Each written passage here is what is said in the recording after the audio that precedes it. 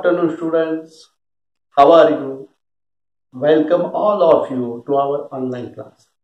In the last period, we have learned about nouns, sentence board, and pronouns. In the sentence board, we have also learned how to construct or make a meaningful sentences.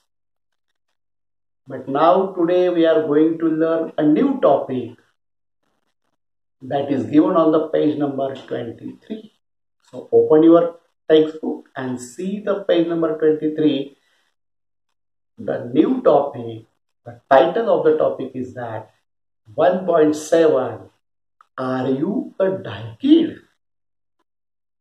The title of the new topic is that Are You a Die Kid? Die. D-I-Y. Die is the short form of do it yourself. D stands for do, I stands for it, and Y stands for yourself. So die means do it yourself. विद्यार्थी मित्रो, याचा अर्थ असा आहे की ज्यावेळी तुम्ही बालवयात होता, लहान होता, तेव्हा तुमची कामं तुमचे आई वडील किंवा घरातील इतर जी वयस्क मंडळी होती ती करून देत होती. परंतु आता तुम्ही आता 6वीत आलात, 11 वर्षे झालात, 12 वर्षे झालात, तेव्हा तुमची स्वतःची कामं तुम्हाला स्वतः करता येतात की नाही हेच आपण या नवीन टॉपिक मध्ये शिकणार आहोत. So open your textbook and see the page number 23. That is a new topic. Name is that or title is that 1.7, Are You a Die Kid? So dear students, I am going to read first, so listen it carefully. On the page number 23, there is 1.7, Are You a Die Kid? So listen. When you were very young, your parents or other grown-ups did everything for you. They fed you, washed you, dressed you, and took you around. But things must have changed since then. Now that you are nearly 11 years old, you must have learned to do many things all by yourself. Now you are a do it yourself means die kid, right? Here is a list of some things an 11-year-old child should be able to do. And never mind if you can't do some of these things as yet, there is a whole year for you to learn these things.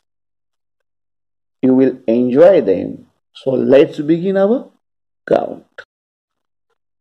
विद्यार्थी मित्र, आपण जो आता paragraph वाचला त्या पॅरेग्राफमध्ये काही नवीन शब्द आलेले आहेत आणि काही शब्द हे तुम्ही अभ्यासलेले आहेत.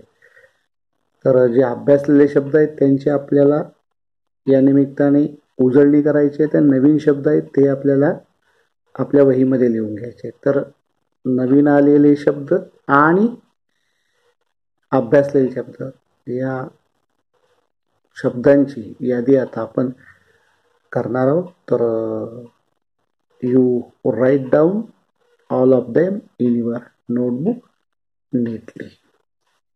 परंतु विद्यार्थी मित्र, काही शब्दांची ओळख आपण चित्राद्वारे सुद्धा करून घेणार आहोत. So let's see the first words and its picture. Parents, आई वडील. टू फीड, भरवणे किंवा जेवू घालणे, खाऊ घालणे. टू वॉक, टू ड्रेस, पोशाख घालणे. टेक यू अराउंड, चक्कर मारून आणणे. नेवर माइंड, काही हरकत नाही. होल, WHOLE, होल म्हणजे संपूर्ण. होल इयर म्हणजे संपूर्ण वर्ष. I hope you understood all these words which are written on the blackboard. Now, dear students, I will explain this paragraph line to line. So let's listen it carefully.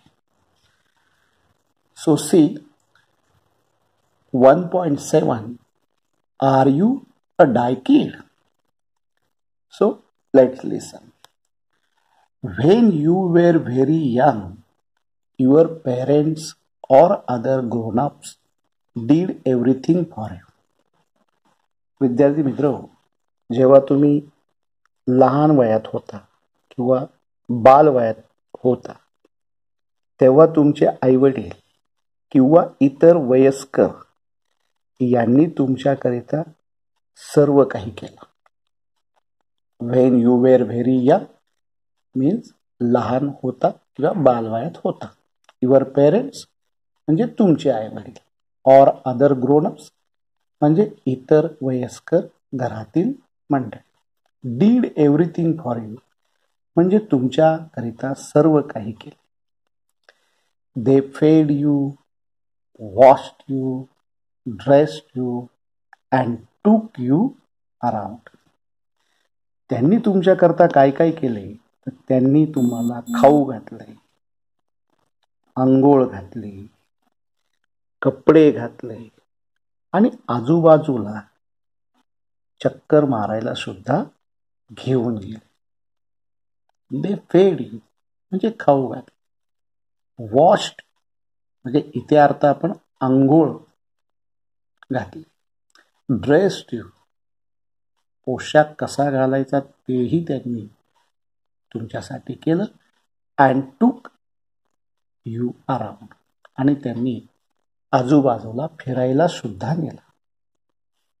But things must have change since that. परंतु विद्यार्थी मित्र, त्यानंतर मात्र आता सर्व गोष्टी बदललेल्या असतील. का बदललेल्या असतील?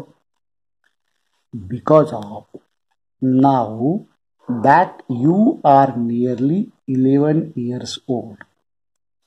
कारण आता तुम्ही जवळजवळ 11 वर्षाचे झालेले आहात. You must have learn to do many things all by yourself. म्हणून तुम्ही 11 वर्षाचे असल्यामुळे तुम्ही खूपशा गोष्टी कोणाच्या मदतीशिवाय स्वतःच आता करायला शिकला असाल. Now you are a do it yourself means DIY kid. म्हणजे आता तुम्ही do it yourself means DIY बालक आहात. राईट? खरं आहे ना ते? Here is a list of some things an 11-year-old child should be able to do. 11 वर्षाच्या मुलाला करता येऊ शकतील अशा काही गोष्टींची यादी येथे दिली आहे. And never mind if you can't do some of these things as yet. कदाचित तुम्हाला त्यातल्या काही गोष्टी अजूनही करता येत नसतील. तर never mind if you can't do some of these things as it. तर काळजी अजिबात करू नका. कदाचित तुम्हाला काही गोष्टी येतही नसतील, अजून जमतही नसतील. तर never mind and never mind if you can't do some of these things as yet. There is a whole year for you to learn these things. तर ह्या गोष्टी शिकण्याकरिता तुम्हाला तुमच्या पुढे संपूर्ण 1 वर्ष आहे. You will enjoy them. So let's begin our count. तेव्हा तुम्ही त्या कामांचा आनंद घ्या. तर आपल्याला कोणत्या कोणत्या गोष्टी आपण स्वतः करायला पाहिजे. So let's begin our count. Now come to the first point. The first point is that, can you take care of your personal hygiene? Dear students, what is mean by personal hygiene? Personal hygiene means वैयक्तिक स्वच्छता किंवा स्वतःचं आरोग्य. Can you take care of your personal hygiene means तुम्ही तुमच्या वैयक्तिक किंवा स्वतःच्या आरोग्याची काळजी घेता का? If you take care of your personal hygiene, it's a very good. Otherwise if you cannot take care of your personal hygiene, so what do you do? तर विद्यार्थी मित्र, स्वतःच्या आरोग्याची काळजी घ्यायची असेल तर आपण नेमकं काय केलं पाहिजे? इथे पिवळ्या रंगाच्या बॉक्समध्ये 3 ब्लॅक कलरचे डॉट दिलेले आहेत. तो प्रत्येक डॉट आपल्याला वैयक्तिक आरोग्याची काळजी कशी घ्यायची याबद्दल आपल्याला सांगत आहे. So the first dot, I trim my nails regularly. Do you? मी माझी नखे नियमितपणे कापतो. ट्रिम माय नेल्स म्हणजे नखे कापणे. मी माझी नखे नियमितपणे कापतो. तुम्ही ते कापता का? Do you? I take a wash on my own. मी माझी आंघोळ स्वतः करतो. Means I take a wash on my own. मी माझे अंग स्वतः धुतो. अ प्रॉपर वॉश म्हणजे अगदी परिपूर्ण स्नान. I remember to wash behind my ears, under arms, elbows, knees, etc. अगदी मी आठवणीत ठेवतो. To wash behind my ears, माझ्या कानांमागे, अंडर आर्म्स काखेमध्ये, एल्बोज, नीज, एल्बोज म्हणजे कोपर, ढोपर इत्यादी धुवून स्वच्छ ठेवण्याची आठवण ठेवतो. Do you? तुम्ही तसे करता का? And I use enough water. आणि हो, मी पुरेसं पाणी वापरतो. Not more, not less. अगदी अधिक सुद्धा नाही आणि कमी सुद्धा नाही. Enough water means what? पुरेसं पाणी. Now come to the third point. I can oil and comb my hair on my own. Comb म्हणजे काय? केस विंचरणे. Comb my hair means what? केस विंचरणे. ऑइल तेल लावणे. मी माझ्या केसांना तेल लावून ते स्वतः विंचरू शकतो. And I can wash and dry my hair on my own. आणि मी माझे केस स्वतः धुतो आणि सुकवू सुद्धा शकतो. तर पर्सनल हायजीन, ज्याला आपण वैयक्तिक आरोग्याची काळजी घ्यायची असेल तर आपण ह्या सगळ्या गोष्टी किंवा आपल्याला ही कामं छोट्या छोट्या बाबी आपल्याला करता आल्या पाहिजे. इथे पहा बिटू आणि पॅडी. तो पॅडी त्या बिटूला काय म्हणतोय? I know you can do it too. But do you do it? But do you do it? Or do you still depend on your mother? का अजूनही तू तुझ्या आईवरच सगळं काही अवलंबून राहतो? असं पॅडी त्या बिटूला विचारतो आहे. Now, dear students, come to the next point. The next point is that, do you take care of your clothes? तुम्ही तुमच्या कपड्यांची काळजी योग्य प्रकारे घेता का? I read first. I can even wash my clothes when necessary. I wash my undergarments every day. Next point. I don't stack up used and soil clothes. I put them in the washing bucket on time. I brush or scrub the soiled parts with soap before I add them to the washing pile. Next point. I can hang the clothes neatly without creases to dry on the clothes line. And the last one is, I can fold all clothes neatly. विद्यार्थी मित्र, या next पॉईंटमध्ये काही difficult words आहेत, नवीन शब्द आहेत, ते प्रथमतः आपण पाहूयात. नेसेसरी, गरजेच्या वेळेला. The next one is undergarments. Undergarments means what? अंतर्वस्त्रे. स्टॅकअप, जमा करून ठेवणे. सॉइल्ड क्लोजेस म्हणजे मळालेले कपडे. वॉशिंग बकेट, धुण्याची बादली. ब्रश और स्क्रब, घासून साबणाने किंवा ब्रश करून स्वच्छ करणे, घासणे. ब्रश और स्क्रब, घासणे.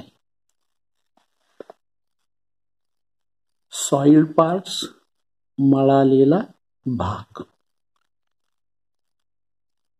वॉशिंग पाईल. वॉशिंग पाईल म्हणजे धुण्याच्या कपड्यांचा ढीग, त्याला आपण काय म्हणतो? वॉशिंग पाईल. टू हँग म्हणजे टांगणे किंवा लटकविणे. विदाउट क्रिसेस, चुन्या न पाडता. क्लोजेस लाईन, कपडे वाळत घालण्याची दोरी. Clothes line. And the last one is fold. Fold म्हणजे घडी करणे. नीटली, नीट, नेटक्या पद्धतीने. नीटली मीन्स काय? नीटपणे. Now see. I can even wash my own clothes when necessary. आवश्यक तेव्हा मी माझे स्वतःचे कपडे सुद्धा धुवू शकतो. I wash my undergarments every day. मी माझी अंतर्वस्त्रे दर दिवशी धुतो. I don't stack up used and soiled clothes.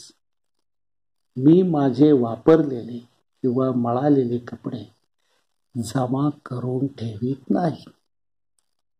I put them in the washing bucket on time. मी ते धुण्याच्या बादलीत वेळेवरती ठेवतो. On time means what? वेळेवर.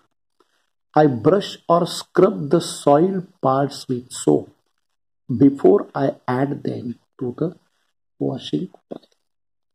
धुण्याच्या कपड्यांच्या ढिगात टाकण्यापूर्वी मी कपड्यांचे मळालेले भाग ब्रश किंवा साबणाने घासून स्वच्छ करतो. I can hang the clothes neatly without creases to dry on the clothes line. म्हणजे मी कपडे वाळत घालण्याच्या दोरीवर अगदी कपडे नीटनेटके म्हणजे चुन्या न पाडता सुकण्याकरिता टांगू शकतो. And the last one is I can fold all clothes neatly म्हणजे मी कपड्यांच्या नीटनेटक्या घड्या घालू शकतो. In this way I take care of my clothes. आणि विद्यार्थी मित्रो, अगदी डाव्या हाताला ती तारा आहे. ताराच्या हातामध्ये घड्या घातलेले कपडे आहेत आणि ती म्हणते कुक्कूला, you too can do all this. Have you tried? So dear students, we have studied here 2 points. One is related to how to take care of your personal hygiene, and second one is related to how to take care of your clothes. So move on page number 24. There are some points. So let's study one by one. The first one is, can you swim? विद्यार्थी मित्रों, आतापर्यंत इथे आपण 2 points अभ्यासले. पहिला point होता तो personal hygiene या संदर्भातला होता आणि दुसरा तुमच्या कपड्यांच्या संदर्भातला होता. तर तुम्ही तुमची वैयक्तिक स्वच्छता कशी राखाल आणि दुसरा तुम्ही तुमची कपड्यांची काळजी कशी घ्याल. तर पान नंबर 24 वर अजूनही काही पॉइंट्स आहेत, तर आपण ते एक एक करून अभ्यासूया. तर त्यातला पहिला पॉइंट्स आहे, can you swim. Can you swim म्हणजे तुम्ही पोहू शकता का. The first point, I can swim in a swimming pool. What is mean by swimming pool? Swimming pool means पोहण्याचा तलाव. तर मी पोहण्याच्या तलावात पोहू शकतो. I can swim in a swimming pool. Second point, I can swim in a well. A well म्हणजे विहीर. मी विहिरीत सुद्धा पोहू शकतो. And the third one is, I am going to learn free style swimming this year. Free style means हा एक, विद्यार्थी मित्र, एक पोहण्याचा प्रकार आहे, त्याला आपण फ्री स्टाईल म्हणतो. I am going to learn free style swimming this year.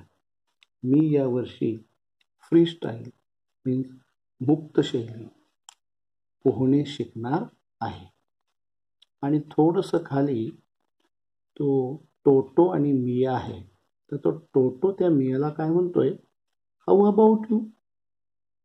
कारण मिया पाण्याला खूप घाबरते, तर टोटो तिला विचारतोय, हाऊ अबाउट यू, तुझं काय. Now come to the next point, can you ride a bicycle. Can you ride a bicycle. तुम्ही सायकल चालवू शकता का. The first point, I learn to ride a bicycle when I was 8 years old. मी 8 वर्षाचा असताना cycle चालवायला शिकलो. Second point, I am learning to ride a bigger bicycle. Second point काय सांगतोय, I am learning to ride a bigger bicycle. To ride चालवणे, मी अधिक मोठी सायकल चालवायला शिकत आहे. And third one means last, I am going to learn it in the vacation. आणि मी जर शिकत नसेल किंवा मला सायकल चालवता येत नसेल, तर मी ती सुट्टीच्या दिवसात सायकल चालवायला शिकणार आहे. Means I am going to learn it in the vacation. Vacation means हो, सुट्टी. तर खाली पॅडीचं चित्र दिलं आहे आणि पॅडी काय म्हणतोय, I can ride my bicycle without the balancing wheels. म्हणजे मी माझी सायकल तोल सावरण्याकरता जे चाकं लावलेले असतात त्याला बॅलन्सिंग व्हील्स म्हणतात. तर तो पॅडी म्हणतोय, I can ride my bicycle without the balancing wheels. Now come to the next point. The next point is, you should care for at least one plant. म्हणजे तुम्ही निदान एक रोपट्याची काळजी घेतली पाहिजे. इथे ताराचं चित्र दिलेलं आहे. तारा काय म्हणते, my aunt gave me this little part. माझ्या काकीने हे छोटे रोपटे मला दिले आहे. I water it every day. मी त्याला दर दिवशी पाणी घालते. I loosen the soil around its roots from time to time. Loosen the soil म्हणजे माती सैल करणे. अराउंड इट्स रूट्स म्हणजे मुळाभोवतालची. फ्रॉम टाईम टू टाईम वेळोवेळी. मी वेळोवेळी त्याच्या मुळाभोवतालची माती सेल करते. The last one is I add a little compost to it every 2 to 3 months. मी प्रत्येक 2 ते 3 महिन्यांनी त्याला थोडंसं खत घालते. Compost, compost means what, khat in Marathi. आणि वरती विठू काय म्हणतोय, different plants need different kind of care. वेगवेगळ्या रोपट्यांची वेगवेगळ्या प्रकारे काळजी घेण्याची गरज आहे. आणि खाली तारा आहे. तारा काय म्हणते, I love my plant love sunlight. मला माझे रोपटे आवडते आणि माझ्या रोपट्याला सूर्यप्रकाश आवडतो. And the last point on page number 24 is that can you dress up for a special occasion on your own? Special occasion? Special occasion means what? विशेष प्रसंग. Can you dress up for a special occasion on your own? म्हणजे एखाद्या विशेष प्रसंगी तुम्ही तुमचा पोशाख स्वतः करता का? Can you dress up for a special occasion? Special occasion means what? विशेष प्रसंग. So what is the point says to us? When I was in standard second, my father helped me, but now I can dress up on my own even for a special occasion. म्हणजे मी दुसऱ्या इयत्तेत होतो. When I was in standard second, my father helped me. तेव्हा माझे वडील मला मदत करीत होते.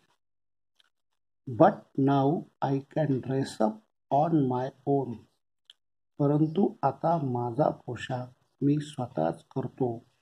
Even for a special occasion. अगदी खास प्रसंगी सुद्धा. आणि थोडंसं खाली बिट्टू आणि कुक्कू आहे. तर कुक्कू त्या बिट्टूला काय म्हणते, are you presentable when you visit someone is? तुम्ही कोणाला भेटायला जाता तेव्हा तुम्ही नीटनेटके वाटता का? Are you presentable when you visit someone is? तर असं कुक्कू त्या बिट्टूला म्हणतो. So dear students, we have studied all points which are given on page number 23 and 24. So today we are going to stop here, and remaining point of the topic we will learn the next page. So I am going to stop my lecture here and we will meet next video. So take care and stay home, stay safe. Thanks.